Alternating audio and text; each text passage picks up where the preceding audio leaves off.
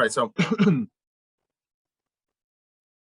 right, when he changes direction, flies moves in the opposite direction of the acceleration, right? When the car speeds up, flies moves in the opposite direction of acceleration backward. When he puts the brakes on, fly still moves in the opposite direction of acceleration, in forward direction. All right, so speeding up his acceleration, so he's changing direction, so he's slowing down, right? How do we know that? We know that because non-strapped objects will always move in the opposite direction of the acceleration of the vehicle in this case, right? So that's how you know. You can feel it. You can feel it in your gut. You can feel it. Acceleration is something that you can feel.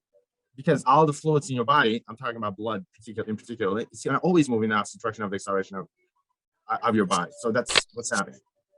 So the question is why? Why is it that non-strapped objects move in the opposite direction of the acceleration of the vehicle?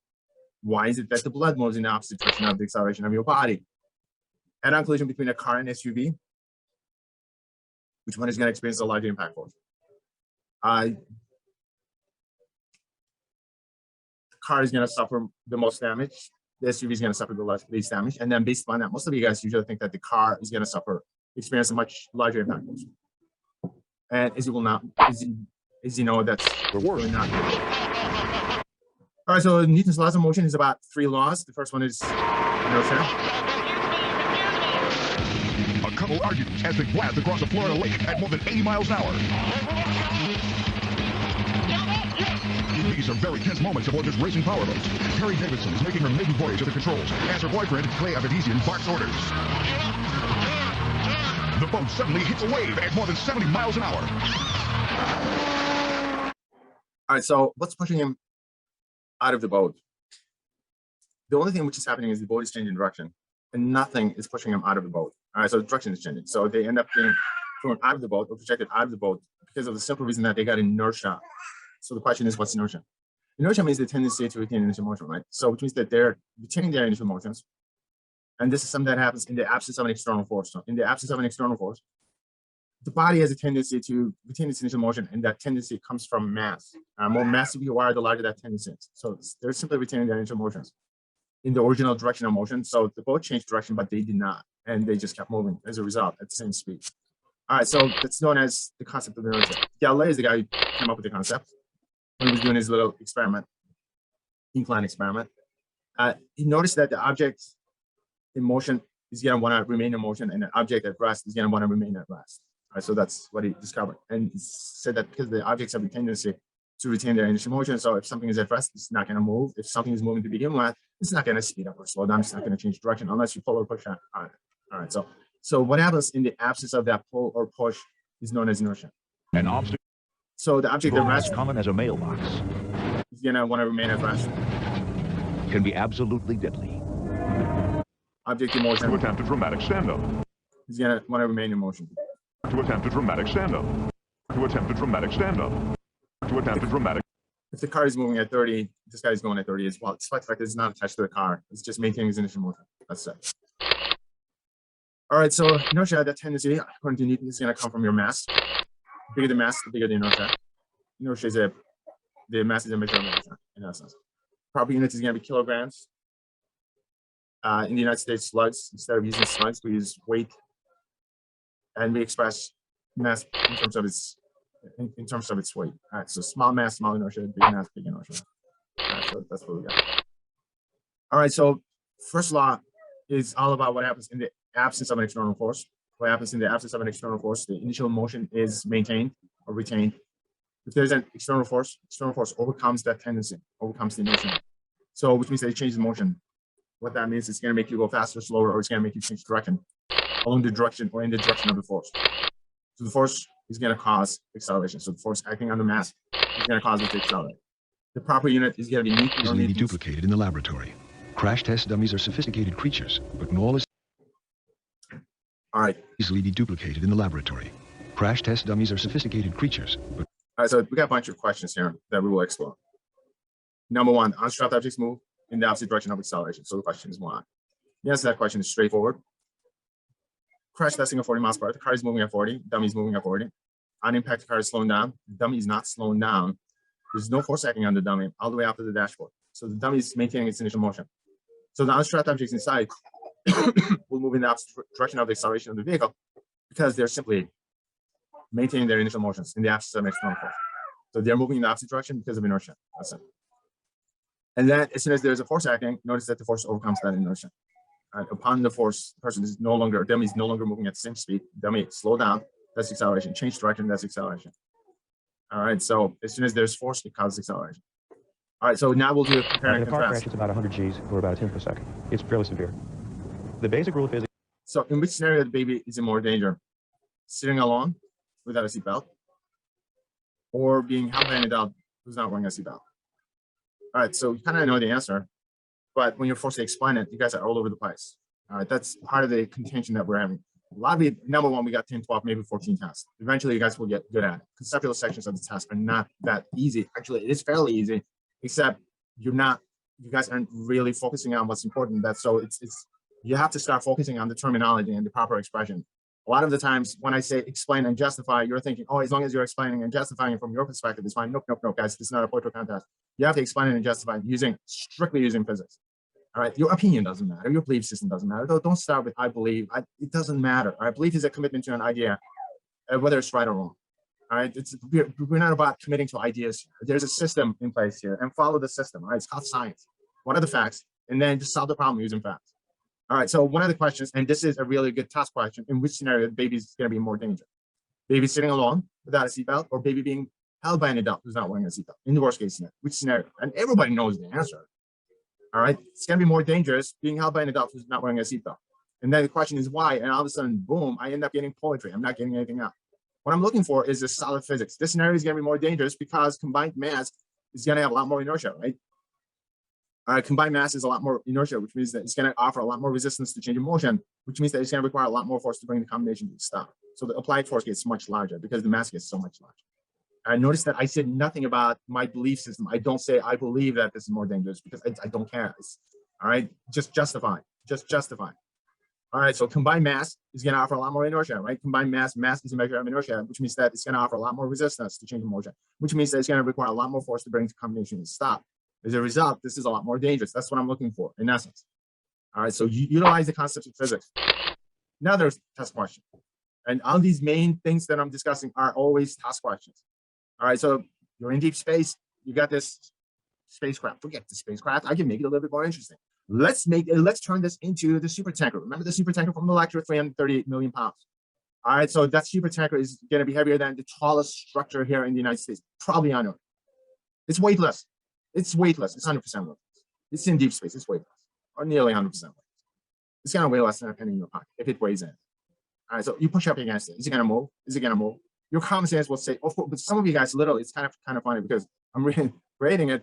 Some of you guys, I could see that you're watching the lecture, but you're not quite grasping the underlying concept enough to express it properly.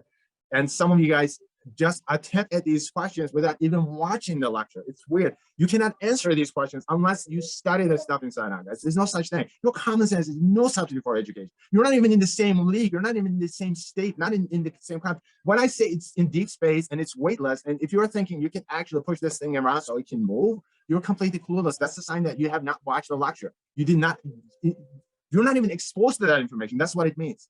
And then you go, well, I wonder why I failed that. Well, guys, it has nothing to do. If your common sense says something, if that's what you're writing down, you're not going to pass these tests. It's in deep space. This thing is 330 million pounds and it's weightless. And you're thinking, oh, gee, it weighs less than a penny. I know what I can do with a penny. I can do the same thing with this super tanker. The answer to that question is no, you can't do anything with it. Just because it's weightless doesn't mean that it's massless. What is mass? It's a measure of inertia. This thing has 330 million pounds of mass. It's got a 330 million pounds of tendency that says, hey, pal, I'm at rest. I'm not going to move. And then you're pushing up against it with all your might. What's going to happen? Nothing. Let's say nothing much. Okay, all of a sudden this turns a little bit more complicated because now we're dealing with the second law. So what should happen if you apply that amount of force on the super tanker? It should accelerate. It should accelerate. Immediately when I say that, you guys are thinking, oh, wait a minute, so it's going to move? I didn't quite say that either. I said it should accelerate.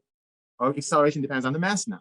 How big is this? This thing is 330 million pounds. When I say big, I don't mean size. I'm talking about inertia. How big is the inertia? 330 million pounds of inertia. What is the maximum that you can apply? What's the amount of force that you can apply with all your might?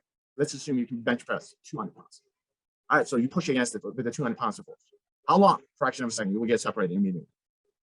You're applying 200 pounds of force on something which is 330 million pounds. All right, so what's the end result of that force? It's going to be acceleration. How much do you think it's going to accelerate? Not much. It's going to be microscopic, guys. It's not going to be noticeable. For a given force bigger the mass is, smaller the acceleration is. What happens to you? Oh, you will definitely get propelled back. You will go from 0 to 5 miles per hour, or maybe 10, depending on how hard you push against it. So the question is, the force acting on, where does that come from? Here's a test question. You're pushing up against the spacecraft in space. All right, obviously you accelerate back, right? So which implies that there's a force acting. Where's the force coming from? And if you're thinking it's coming from your muscles, then you're not getting the concept. The concept, how everything, the expression of the concept, the definition of it, what it means is important. I don't expect you guys to memorize it, but I expect you to understand it. The second law says that external force is what causes acceleration, external force, which means that the force has to be external to your body. You cannot generate this force using your muscles. All right, so force acting on your body that causes you to accelerate has to be external to your body. It's like you cannot grab the other arm and lift yourself up off the ground. It's not going to happen. Only an external force can do that, not the internal forces. So which means that the force causing this astronaut to accelerate in the opposite direction is coming from outside, and the only way it's going to be coming from outside, it's got to be coming from the space vessel, spacecraft. So he pushes up against the spacecraft. That becomes the action force. In turn, he experiences the same force acting back on him. That becomes the reaction force. These are the action and reaction forces. All right, and then Newton will say the forces will come in pairs, force pairs. For every single action force, there's going to be an equal and opposite reaction force. Another question that most people get wrong on the test. The question is this: you're in space, you got a Ford Tempo, for example, in front of you, and you push up against the Ford Tempo. All right. So as soon as you apply a force on Ford Tempo, which is going to be about 2,000 pounds, it's going to experience a force, and you will experience the same force back on yourself, right? So action and reaction forces will be the same, and they will be in opposite direction. So the question is this: if action and reaction forces are the same, shouldn't they cancel? All right, action forces in the forward direction, the reaction forces in the backward direction. If they're the same, would the Ford Tempo ever move in space, in a vacuum of space? Is it going to move? I mean, you're applying a forward force, 200 pounds of forward force in the forward direction, and then it's going to experience this, you will experience the same force acting back in the opposite direction. So given the fact that these forces are the same, will the Ford Tempo ever move? All right, so does this mean that the amount of force that you have to apply on Ford Tempo is going to be actually larger than the reaction force that you're feeling? All right, and immediately you guys go, oh, if the action and reaction forces are the same, then this Ford Tempo is never going to move in space because these forces will cancel out. That's the way you guys are thinking most of the time. And which means that you're missing, once again, one of the crucial concepts here. The crucial concept is these forces are not applied to the same mass.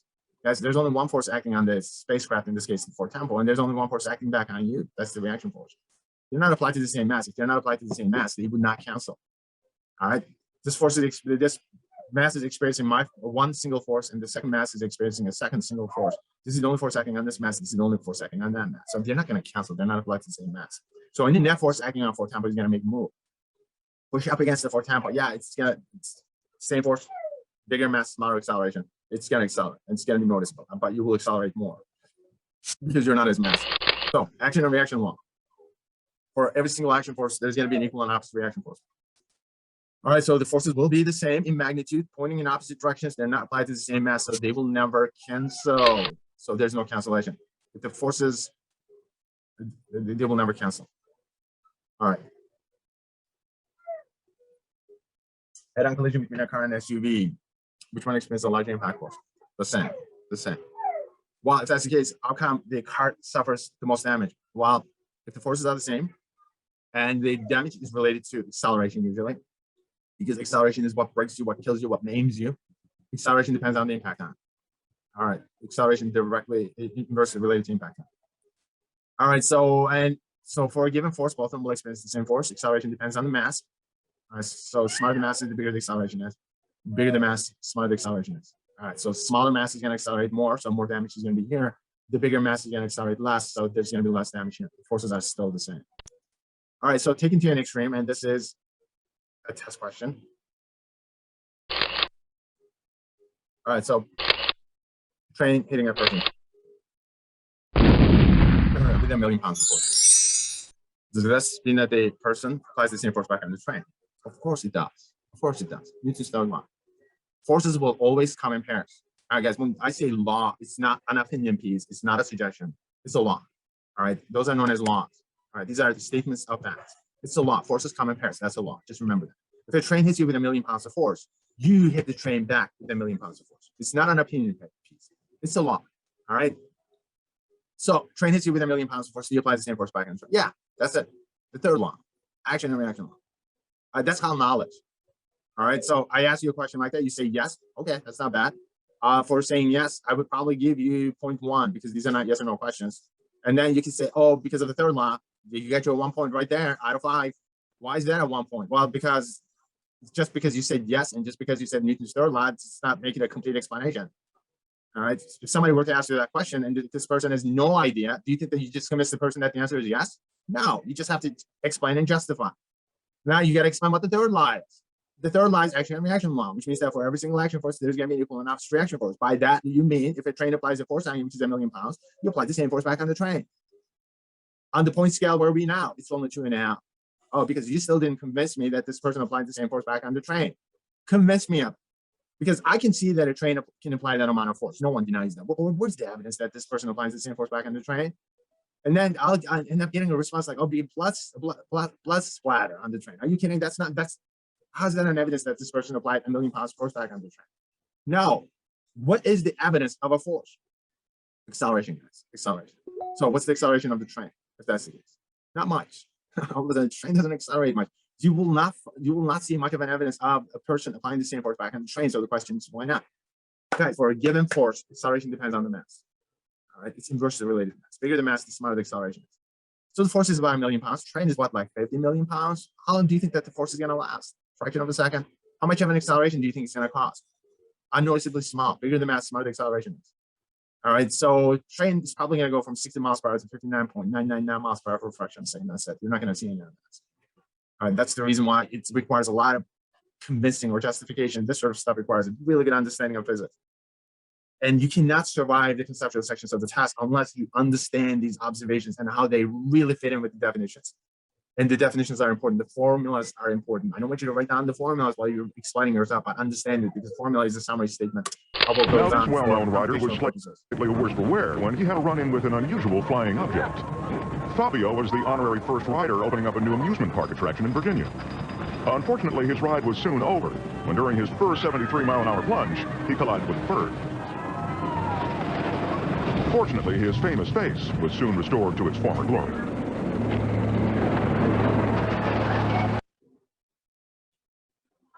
All right, so those of you who don't know Fabio, this guy was modeled about 20 years ago. And his picture used to be on the romance novels most of the time. And then he started making some commercials like, I can't believe it's not butter. Now, this well-known writer was slightly worse for wear when he had a run-in. So he literally, when he was coming down at 70 miles per hour, I think he collided with a bird. It's a head-on collision. In this case, it was a face-on collision. He had a broken nose, right? All right, so his face is real massive. Bird is not as massive. All right, so for a given force, bigger the mass, smaller the acceleration. Smaller the mass, the bigger the acceleration. So that the bird was dead upon impact. This guy's face is his resume, and I think he's the one and the only person in the entirety of the human history who was able to kill a bird with his face. Stuff that he could do with his face is amazing. He's not very happy with that outcome. All right, so his gravity of force. When there's a question like that, here's what I get. Oh, it is a force because gravity is a force, blah, blah, blah. And then I get copy and paste of something from the internet. And because according to Newton's law of gravity, the masses will attract each other, and then the apples got mass and the earth got mass and blah, blah, blah. All right. Number one, we didn't talk about Newton's law of gravity. That response does not even belong to this task. You can only use the stuff that we covered up to this point. You cannot use something that you got from high school or from a TV show or whatever it is that you're Googling at the time you're taking a test. All right, it has nothing whatsoever to do with this question. This question has everything to do with what we're discussing. Is gravity a force? Depends. What is a force? You have to work with the definition of a force. What is a force? Force is what causes acceleration. That's it. So the question is, does gravity cause acceleration? If the answer is yes, gravity is a force. That's it. These are not complicated questions. All right, so is gravity a force? Which means that does gravity do something that fits in with the definition of a force? If the answer is yes, gravity is a force. If the answer is no, the gravity is not a force. All right, so that's how you answer these questions. So is gravity a force? Well, let's take a look at the definition of a force. What is a force do? Force causes acceleration, right? If something is accelerating, it's accelerating because of a force acting on it. So a force acting on this mass is going to cause it to accelerate. That's it. So what do we know? falling objects do accelerate, right, under the influence of gravity. So you can trace the force out to its source, all right, by looking at the direction of acceleration. So you can trace it all the way to the center of the Earth. All right, so the apple appears to be gravitating towards the Earth. That's the reason why it's called gravitational force. That's it. And it is a force because it causes acceleration. Nothing more than that. It's strictly related to the lecture. There's nothing that I'm giving you there's nothing that I'm giving you on these tests that you can Google. All right, there's absolutely nothing. When you do that, number one, it's called cheating, and number two, that's not what I'm looking for. All right, the only way you can answer these questions if you understand, if you have a good enough understanding of the lecture, so that you can actually answer this question. And the other thing is, understanding takes a while. It's not something that you can cram.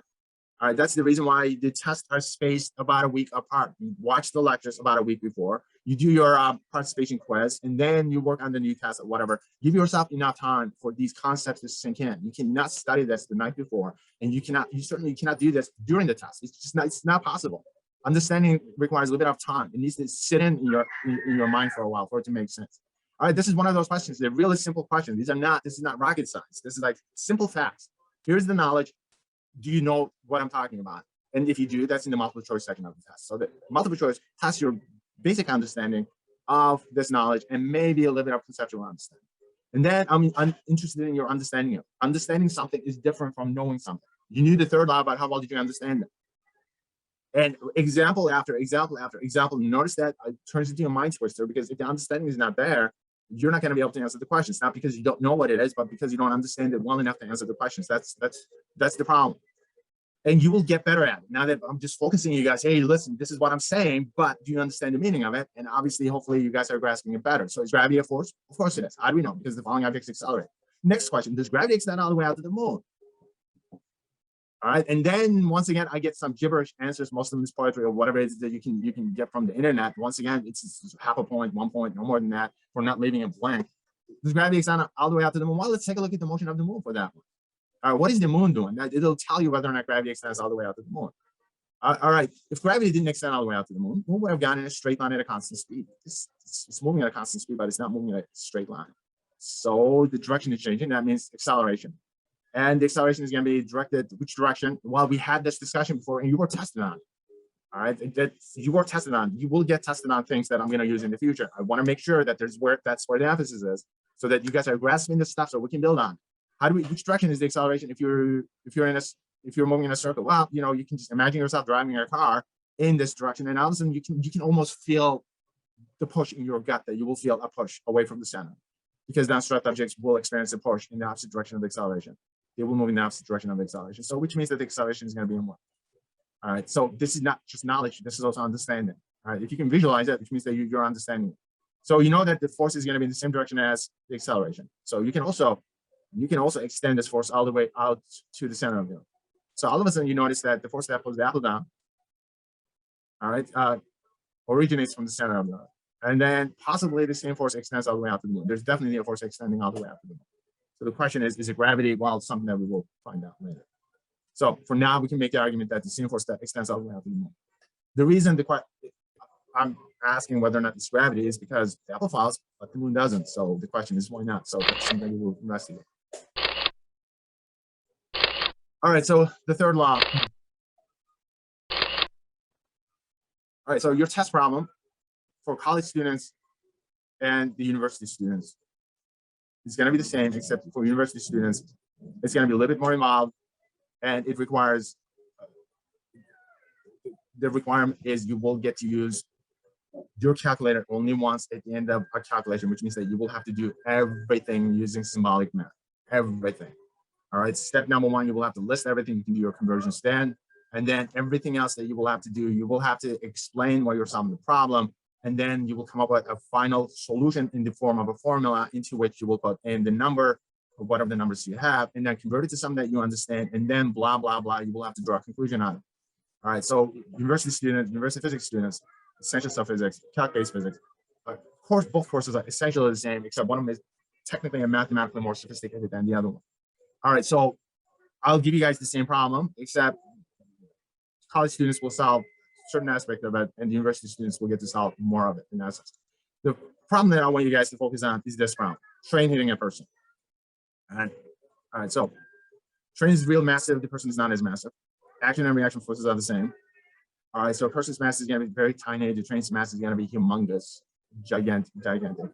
All right, so for a given force, acceleration is going to depend on the mass. All right, so person's mass is very small, so acceleration is going to be extremely large enough to be deadly, and the train is extremely massive, so the acceleration is going to be unnoticeably small. Okay. Intuitively, without doing the problem. All right, so intuitively, without doing the problem, I can just generate some responses. So that's what I'm going to focus on briefly. So, all right, so this is problem number 4. It's done in class, so it should be on the video link that you should see. All right, so this is the problem that both groups will get to do, except there's going to be, I'm going to add 2 more portions to it for the university physics students if you're practicing. All right, so the person is getting hit by a train.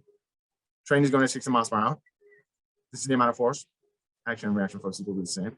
Acceleration of the person as well as the train, and the speed of the person and the train at the end of the impact. All right, so the first thing I'm going to do is I'm going to list everything. So I got the person and got the train. The person is 70 kilograms. The train is going to be 3 million. The train is moving at 60. The person is not moving. Impact time, acceleration of the person and the train, and the speed of the person and the train. And train is moving at 60. All right, force diagram, action force is acting on the person, the reaction force is acting on the train. All right, action force is responsible for the acceleration, the reaction force is responsible for the train's acceleration. Okay, so before I proceed, I'll make some predictions. All right, and the predictions will come out of my understanding of physics. All right, before I solve a problem, I want to have a really good idea of what should happen. If the train is moving at 60 miles per hour, the one thing that I know is train is, all right, forget that. If the train is moving at 60 miles per hour, the person is going to get hit by this amount of force. Mass of the person is very small. The acceleration of the person is going to be extremely large enough to be deadly. The train is real massive. For a given force, the acceleration of the train is going to be unnoticeably small. Okay, so we kind of got that. So the numbers kind of work out in that direction. Numbers will have to work out in that direction. All right, so the person is getting hit at the end of the impact. The person should go from 0 to double the speed of the train. So I would expect the person to be moving about 120 miles per hour. Why? You'll find out when we get into the impulse momentum calculations a couple of weeks from now. All right, and the train should be moving very close to 60 miles per hour. The acceleration of the train is going to be still very small, so which means that the train is going to be moving about 59 point something miles per hour. All right, so now the map. How do we set up the map? All right, so what are we looking for? Acceleration. In terms of looking for acceleration, you know what causes acceleration is the force, right? So that's the second law. So force is what causes acceleration. So isolate A. And now we can come up with the answers. Action and reaction forces are the same. Action force in the forward direction, reaction force in the backward direction. So action force is acting on the person. And here's the mass of the person. That's going to give you an acceleration in terms of meters per second squared.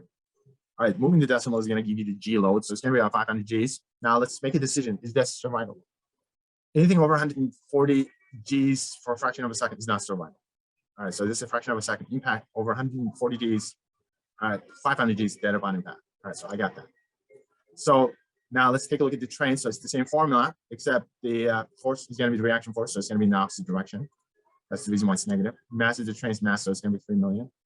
And the acceleration is going to be a fractional acceleration, obviously. It's small, so I mean, if you move the decimal to the left, you're not going to feel it. It's, in terms of a G load, it's not noticeable. It's just a vibration.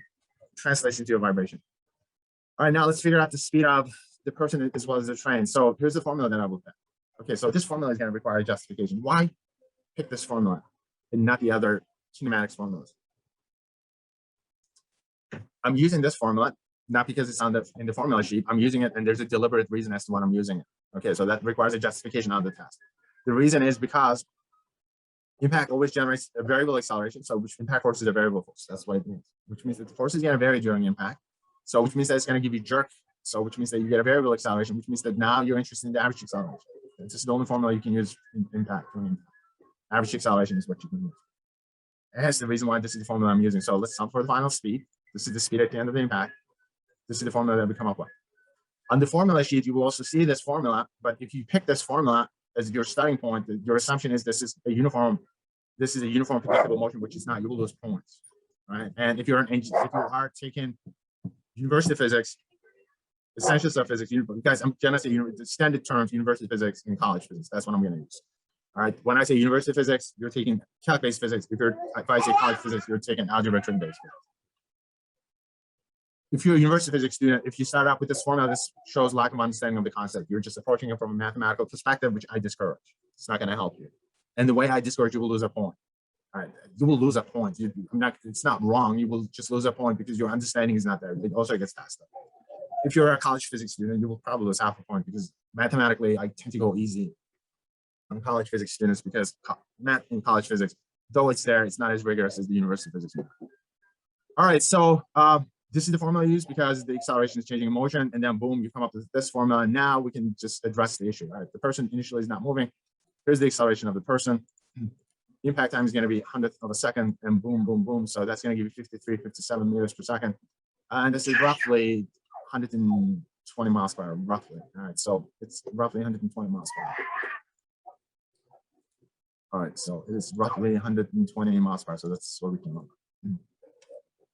All right, so the numbers worked out in the way we thought, which is a good thing. All right, so the train is moving at 60 miles per hour. Okay, so we'll get to use the same formula. Acceleration of the train is going to be negative. It's very small. Impact time is going to be this. All right, so the product of this number is going to get subtracted from the original speed. All right, so notice that this number is slightly smaller than this number is. So converted to miles per hour, so it's going to give you about 60 miles per hour. So person's speed is roughly double the speed of the train. So things kind of worked out. All right, so number 4 in class, A, B, C, and D. If you're a university physics, college physics students, this is as far as you can go, A, B, C, and D. Make sure that you know how to do this and you know how to justify it. If you're a university physics student, it's slightly more complicated. Your problem is going to look like this. It's going to be something like E and F. All right. So which means that I will have to assume that you should be able to do this sort of stuff and be able to apply it to projectile motion. Case in point. All right. So if you're a university physics student, now what you need to do is this person is going to get hit. All right. So here's the center mass of this person. All right. So what's going to happen to the center mass? It's going to have a horizontal speed in this direction. And I'm going to be interested in where the person is going to land. I can ask you where the person is going to land relative to the impact point. I can also ask you how long it takes for the person actually to fly in the forward direction before landing. And only thing you have to do is you have to follow the center mass of this person, which is Cm. And the center mass of this person is 3 feet off the ground. All right, so this is the center mass of the person. Now, how do you get this speed? Well, for you to be able to get that speed, you will have to go through this, except the difference between university and college physics students, you don't get to use, I'm not going to let you break it down. All right, so which means that you will have to start from the initial conditions, whatever's given, make sure that you get your symbols. And then it's going to be all symbolic algebra. And then you will come up with one single formula, which I'm going to box here, and then into which you will put down your numbers. All right, so practice this, figure it out, just practice this. All right, so how it is done, how everything is going to be done is going to become illustrated by going over test number 3 now. All right, so I'm just going to go over test number 3. So I covered the topics. I'm giving you a single problem to focus on. I'm going to give you a problem very similar to this, obviously, and then make sure you know how to do it. All right, just every single test is a formatting test. Make sure that everything is properly placed. Okay, so the first thing I'm going to do is I'm going to go over the math portions of the test, and then I'll go over the conceptual portion of test number 3. All right, so let's just do that. All right, so we got the projectile motion test.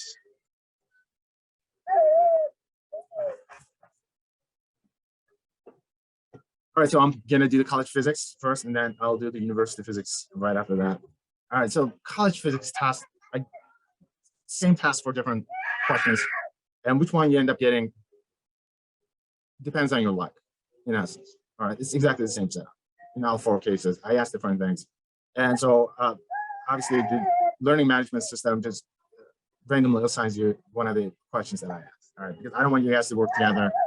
And so no 2 people should get the same question in theory, but sometimes people do, obviously, at the same time. Let's put it. So this problem involves projecting a penny or throwing a penny or something off the top of the stair step, which happens to be 1,450 feet tall. All right, so you're projecting it in the forward direction parallel to the ground at 20 miles per hour. All right, so one of the questions is how long would it take for it to land? All right, so the amount of time it takes for it to land is the amount of time it's going to take for it to travel forward. So that's what the question is. All right, so the first thing you need to do is you need to list everything. Everything is listed, and then you have to do the conversions, which I'm not going to. All right, because I'm not interested in doing it numerically. I check to see if you've done your conversions, this and that, and then I look at your answer, but your answer is you're not being tested whether or not you get the right answer. Let me put it this way: you guys get tested on the process of solving the problem. We got 5 formulas. The first formula has got time in it. Can we use the first one? All right, immediately you notice the problem. The problem is, despite the fact that you know the initial thing is, the first thing I'm doing is I draw things out. Okay, because where classical physics is kind of cute in the sense that you can actually draw things out using symbols and all this. Helps you visualize better, and that also allows me to identify my terms. All right, so height, top of the shear tower, 1,450 feet tall. Initial speed projected parallel to the ground. It's going to be 20 miles per hour. So we're trying to figure out the time. So the time it takes for it to go forward is exactly the same amount of time it takes for it to fall. Okay, so that's it. So time is what we want. So we got 5 formulas. The first formula has got time in it. Can we use the first one? All right, immediately you notice the problem. The problem is, despite the fact that you know the initial speed, because you don't know the horizontal distance and you don't know the time. So you got 2 unknowns here. So this is not going to work. We cannot use this one. All right, so we don't know the horizontal distance that's going to travel. So that's out of the question. So the next thing that we will focus on, can we use this one because it's also got time. All right, so it's got its own problems. The problem with that is we don't know the final speed along the y direction and along the x direction or the y direction. All right, so these are unknown. So which means that we don't know the final speed here. We don't know what this is. We don't know what this is. 2 unknowns. All right, so can we use this one? Yeah, we can use this one because we know the initial speed on the y direction is going to be 0. We know what g is. We know the height, so we can solve for t. Okay, so this becomes straightforward. So the only formula that works here is the free formula. So we'll just pick the formula as this. All right, I'm not going to modify the formula. All right, so I picked the formula from the formula sheet. If you have any zeros, you plug in the zeros. So you know that the initial speed on the y direction is 0. And also we know g, this is motion under the influence of gravity. Okay, cool. So initial speed times t is going to be 0. All right, so when I say here's the final equation, this t is what we are trying to isolate, right? So I'm going to show a little bit of work here. You don't need to show this much work. Normally, this is good algebra practice for college physics students usually. All right, and then lastly, I'm going to get rid of the square by squaring both sides, square root on both sides.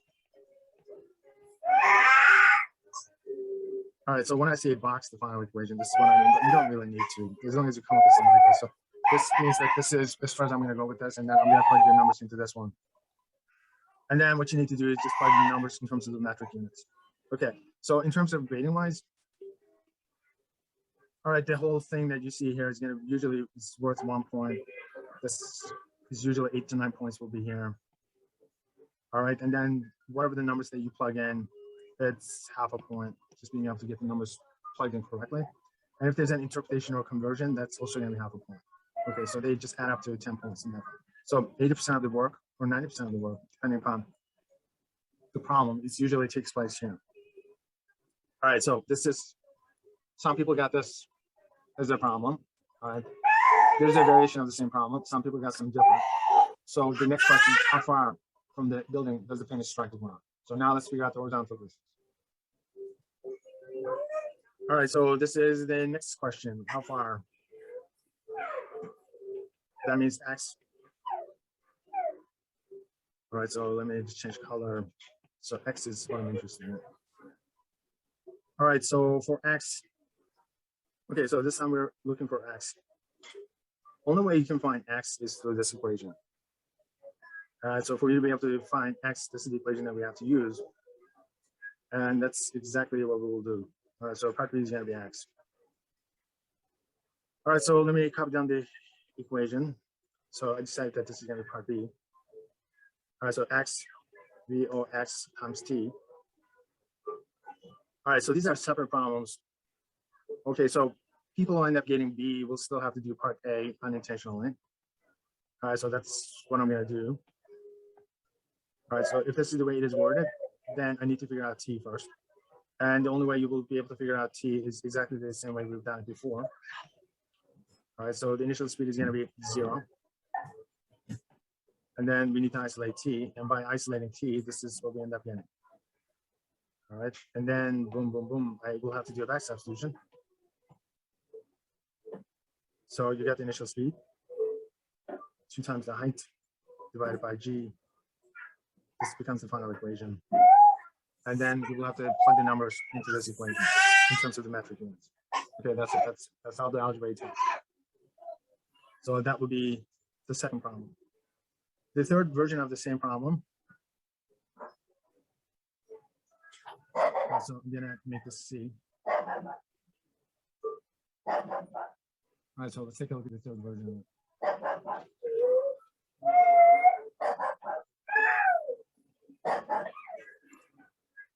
All right, so the third version of the same problem. So what's the penny's impact speed on the y direction? All right, so this is what I'm interested in, the final speed on the y direction. Meters per second to miles per hour. All right, so this is going to have a final speed going the y direction. So that's what we're looking for. All right, so if that's what we're looking for, then the question is which formula to use. All right, so let's pull this up.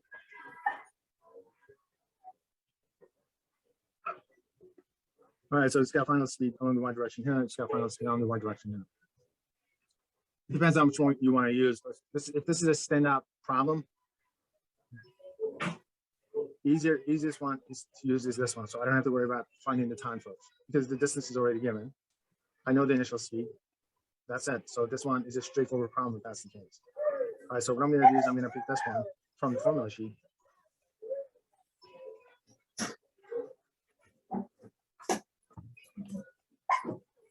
And I know that the initial speed is 0. All right, so and now let's get rid of this square by taking the square root on both sides.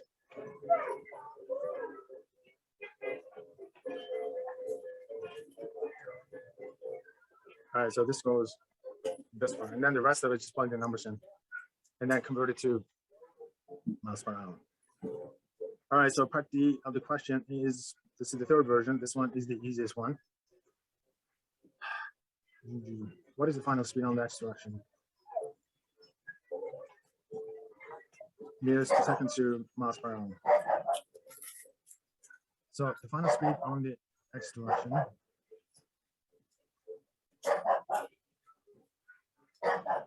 is straightforward. It remains constant. Initial and final speeds are the same. All right, so initial and final speeds are the same. This required absolutely no work. And surprisingly, some people still missed it. A few people missed it. So, all right. It's so same question, same basic setup, and 4 different questions from the basic setup regarding time-based projectile motion. All right, so this was the college physics version of the physics test, math version of it. All right, guys. So that was the college physics one. It wasn't that bad. University physics was horrible. All right, part of the reason. All right, so part of the reasons, so the math portions of the test, I'm also trying to figure out what it is that you guys are capable of doing and what it is that is kind of beyond your reach.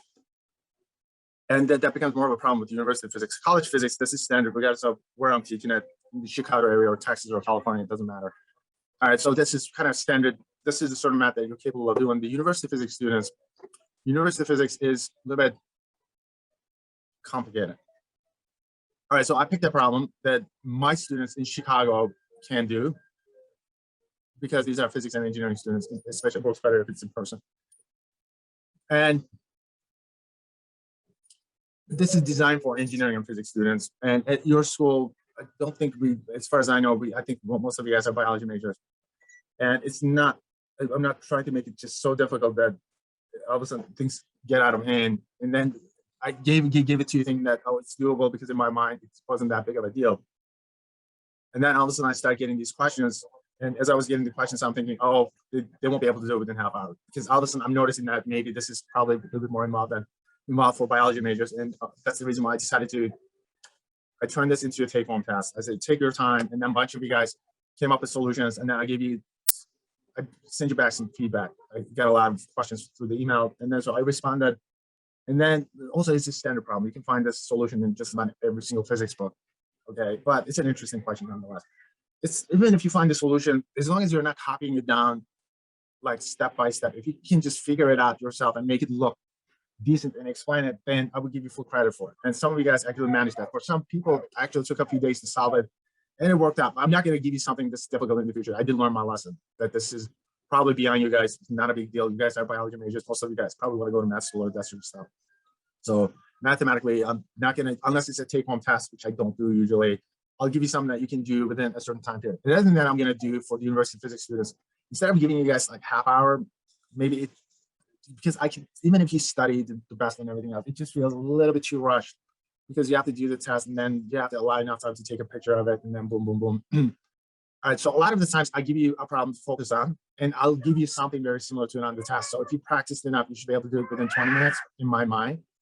But maybe the way I'm looking at it is not the right way of looking at it. So I'll give you 45 minutes this time. So because I want you to explain, I want you to take time. I don't want you to feel rushed.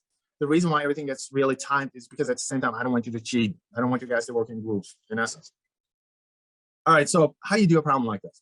All right, I think this problem was supposed to be on the video link, okay? And then it's kind of involved. And then when I was doing the problem, I think originally I was lecturing, and because when you're lecturing from home, you got all these distractions. For example, I'm babysitting right now, and then I get a dog running around, and then and then my wife may walk in and ask me a question, and next thing you know, I'm on autopilot. All right, and then my sines and cosines and all that stuff got mixed up, and then I try to go back and correct it. And sometimes you get good feedback from students. They go, "Okay, you got that wrong," and sometimes you don't get anything because it's math, so it's tough to follow math. All right, so the only thing that I gave you literally is, hey, here's the range. What's the initial speed? All right, that's it. Here's the maximum range. What's the initial speed? And then I start getting these emails. It's like, is something missing? Is something missing? I mean, how do we solve this problem? Is something missing? And all of a sudden I'm thinking, oh, so of course you're not able to solve the problem because this requires a really good understanding of what's going on. And the good understanding that I'm looking for is, number one, from a physics perspective, the angle is not given to you. If it's the maximum range, the angle is 45 degrees. All right, so you have to know that sort of stuff in order to solve this problem, or else, if the angle is not given, what do? You cannot solve it without the angle. And then we got 5 formulas to pick from. So this is what we were looking for. I noticed that none of the formulas will have initial speed in this form. It's either the x component or the y component of the initial speed, but not the initial speed itself. So which means that you can break the initial speed into its x and the y components. So here's the x component of the initial speed. Here's the y component of the initial speed expressed in terms of sines and cosines. And then you can obviously rewrite the formulas. So now notice that this formula has the initial speed that you're looking for. And these formulas will have the same initial speed, but the one that I decided to use is this one. I'm going to pick this one. The reason is because the range is given. And unknown is here. I know the angle. T is going to be an unknown as well. So that's a good starting point. All right, so I'll put that aside. This is the formula that I'm going to use. All right. All right, so isolate the initial speed. Okay, so the way I solve problems, solving a problem is a personal experience. All right, no two people solve physics problems the same way. It's not like doing math. Okay, different people will have different approaches. My approach is always just get to the point, just isolate the unknown. And I do a lot of back substitutions. All right, and because to me, there's a logic and sequence to it. I can follow. So once I'm on a math track, I kind of know where to go with it. So unknown is on the left hand side. X is given. Initial angle is given. I don't know time. So which means that I'm going to focus on the time right now. So T is not known. So this formula's got T in it, but I don't know the final velocity in the one direction. So I can't use that. It's got too many unknowns. All right, so what else has T in it? This formula has T in it. I can't use this formula because I know what G is, which is this. I know what the final height is going to be 0. So the Y is going to be 0 at the end. All right, so that's the one that I can use. All right, so the amount of time it takes for it to go up and down is the same amount of time it's going to take for it to move forward. So T is something that I can use using the third formula. So that's the one that I'm going to grab. And I know the final height is going to be 0 right there. So I'm isolating T using this formula. All right, so it's plus and minus. I'll have to make a decision whether to use the plus or minus. All right, so the Y component is pointing in the upward direction, and G is pointing in the downward direction. They're not pointing in the same direction, so which means that I'm going to get to use the negative sign. All right, so if the initial speed is upward, this thing is going to slow down. That's the reason why I'm using a negative in essence, but that's my shorthand. Usually I'll look at the direction of this and look at the direction of that. If they're in opposite directions, I use negative usually. All right, so final height is going to be 0. All right, so I can get the time out of that. All right, so now I can do a back substitution into that formula. And before I do that, let me express the component of the Y component, vertical component of the initial speed in terms of the initial speed. So, and then we do a back substitution. And I came up with an expression for time. I'll do a back substitution again. All right, and all right, so we got 2 times. Okay, let me check to see. All right, so we got VO and VO. So multiply both sides by VO. All right, so we got the VO squared on the left. All right, so in the denominator, we got 2 times sine of cosine, and then everything is going to be divided by G. All right, so denominator of a denominator is a numerator, so this is going to go up to the numerator. All right, so for you to be able to solve this problem, actually, not numerically. Numerically, you can still solve it. It's sine 45, cosine 45. It's still going to work out. But if I insist upon doing it symbolically, you have to use the double angle formula. So this is the double angle formula. Boom, it goes down. All right, so get rid of the square. I think the square root of. And sine of the double angle theta. If angle is 45 degrees, so 2 times 45 is going to be 90 degrees. Sine of 90 is going to be 1. So the denominator is 1 now. All right, so this becomes the final expression, and into this, we plug the numbers. All right, so that's it. All right. In terms of grading something like this, what am I looking for? I'm looking for, in terms of how you pick these formulas, obviously you need to do it symbolically, not numerically. All right, and keep the work in the symbolic form all the way through and through. All right, so that's what I'm looking for. And then literally 90% of the work is what I did. All right, so you have to do listen and convert. This is how you know what's accessible to you in terms of in your final calculation.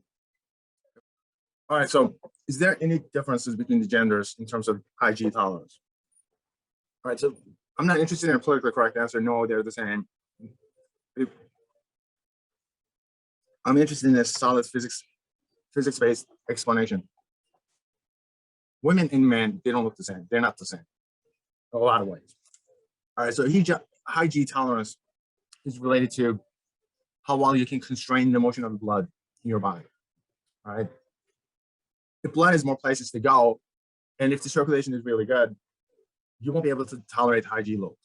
All right. If you're extremely healthy, if you got good circulation, if you do plenty of cardio, if you're extremely muscular, forget it. It's not going to help you. All right. Men tend to be more muscular than women. Bigger the muscles, the better the circulation. Obviously, muscles will require a lot of blood flow as well. So more places for the blood to flow into. All right. So that creates a problem.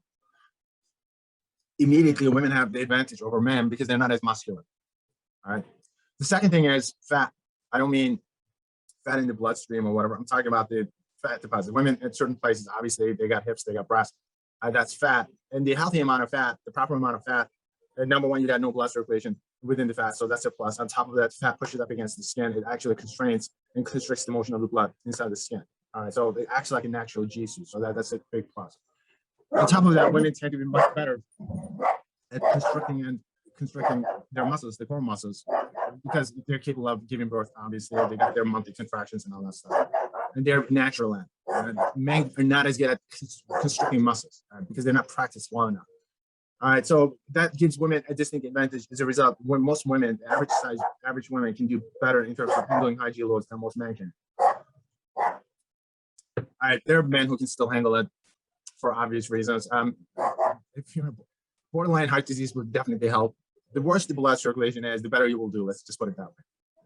So everything is related to how well the blood is able to circulate within your body. And because the blood is always going to move in the opposite direction of the acceleration of the body, if you can just constrain that motion of the blood, the better you can constrain the motion, obviously, better off you will be in terms of tolerating high G loads. All right, so question number 2 and question number 3. These are the questions from the first week of the semester. So we got an airplane in air turbulence, and then the passengers inside were not buckled down, will get slammed against the ceiling. Why? The short answer is because the airplane is falling faster. All right, the airplane is falling faster than passengers inside. It's not falling faster than passengers inside because it's heavier. It's falling faster than passengers inside because it's being pushed down by the forces within the air turbulence, and then acceleration larger than the gravitational acceleration. Passengers inside, shielded from the effects of air friction or the effects of air turbulence outside, will only fall under the influence of gravity. All right, so everything inside unbuckled will fall under the influence of gravity. It's the same rate, except the airplane is falling faster as a result. The ceiling comes down and hits him in the head. That's it. So that's the explanation that I was looking for. Person inside the elevator. All right, so the question is, okay, so according to most of you guys, the first week, the person gets slammed against the ceiling. So the question is, how likely that something like this ever happened? I'm not looking for an explanation as to how this person broke his neck. We didn't really study that yet, okay, prior to this test. So that's not what I'm looking for. What I'm looking for is the analysis of whether or not this person ever hit the ceiling or slammed against the ceiling. So as to that question is, no, of course not. Why not? It's free fall. Person inside and the elevator are falling at the same rate because both of them are experiencing free fall. All right, but the question is, how is it that they're experiencing free fall about the air friction? The person inside is shielded from the effects of air friction outside. So the person inside is only falling under the influence of gravity. And if there's any air friction that's acting on the elevator, but come on, the elevator is what, like, it weighs tons, a couple of tons, guys. Distance fallen is relatively short, couple hundred feet. All right, so the air friction is not going to have any effect on that elevator. So the elevator and the person inside are falling at the same rate. So which means that the person will be on the floor at all times. All right, the person is going to be on the floor at all times. That's what it means. The person will never go up to the ceiling. Simply cannot happen because the acceleration is the same. All right, question number 4 and 5 are almost the same. 5 is at an angle now. All right, so question number 4, you got 2 bullets. One dropped, the other one fired parallel to the ground. So which one, if any, lands first? Both will land at the same time. All right, so some of you guys, if you wrote that down, you'll probably get 1, 1.5, or 2 points for that one, which is correct. Now you have to explain why. This requires an explanation. Because ignoring friction, everything still falls at the same rate. So both bullets will still fall at the same rate. And now you have to explain why the horizontal motion does not matter because it's free fall. Everything falls at the same rate regardless of motion, horizontal component of the motion. Right? Everything still falls at the same rate. So you have to acknowledge that one of them is moving forward, and that forward motion is not going to matter either. They're independent of each other. Most people end up getting 3, 4, or 5 for this one. So what you get depends on how complete the explanation is. I wouldn't say how well it's explained, how complete the explanation is. And then lastly, you got a monkey being shot from a tree. And you know, you're looking at a monkey at an angle, right? All right, so you're not at the same level as the monkey is. So where would you aim, rotate the monkey at, above or below the monkey? All right, so for those people who say above or below, it's just, guys, this thing is discussed in full detail in the lecture video. If you're thinking above and below, obviously that means that you didn't watch the lecture video, all right? That's not the conclusion of the lecture. The conclusion is you should aim right at the monkey, right? All right, so now you have to explain it. All right, you have to explain it. You have to aim right at the monkey, because if the monkey releases his grip, at the moment you pull the trigger, the monkey and the bullet will fall at the same rate under the influence of gravity. All right, so far I'm up to 4 points. I'm missing something, and that's what I'm missing here is what most of you guys are missing. You're missing the fact that the monkey is at an angle. Yeah, it's a monkey and the bullet are going to be falling they're going to be falling at the same rate, but they're falling at the same rate from the line of sight. Okay, it's so that you can hit the monkey. All right, so they're going to be falling from the line of sight at the same rate, and you will be able to hit the monkey provided that obviously your projectile has the correct range. So if the monkey is within the proper range, if you're aiming at the monkey and the bullet will fall at the same rate from the line of sight.